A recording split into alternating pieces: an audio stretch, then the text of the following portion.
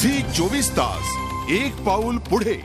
पिंपरी चिंचवडमध्ये अजित पवारांच्या हस्ते मोशीमध्ये उद्घाटन केलेल्या उपबाजार समितीचं बांधकाम बेकायदा असल्याचा आरोप शिवसेनेनं केलाय। राष्ट्रवादी काँग्रेसनं मात्र हे आरोप फेटाळून लावलेत।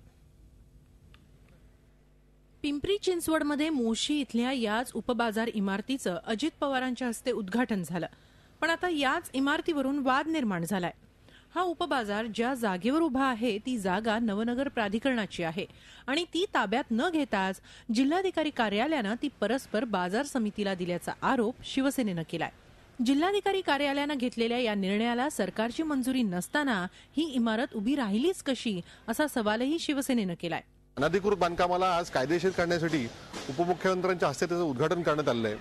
हे एमआरटीपी ऍक्टच्या तरतुदींचे पूर्णपणे उल्लंघन असून माननीय उच्च न्यायालयाने जे आदेश दिले अनधिकृत बांधकामाबाबतचे त्याचा अवमान करणारी कृती आज या राज्याच्या उपमुख्यमंत्र्यांच्या हस्ते घडलेली आहे। दुसरीकडे राष्ट्रवादीनं हे सगळे आरोप खोडून काढलेत। ही जागा 22 एकर अनेक वर्षापासून मार्केट कमिटीच्या ताब्यामध्ये आहे। मार्केट कमिटीने नियमाने टेंडर काढले, नियमाने ती मार्केट उभं केलेलं आहे।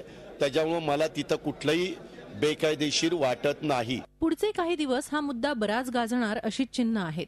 शिवसेना खासदार गजानन बाबर यांनी यात उडी घेत आंदोलन करण्याचा इशाराही दिलाय। कैलासपुरीसह bureau report, Zee Media, Pimpri Chinchwad. Zee 24 तास एक पाऊल पुढे।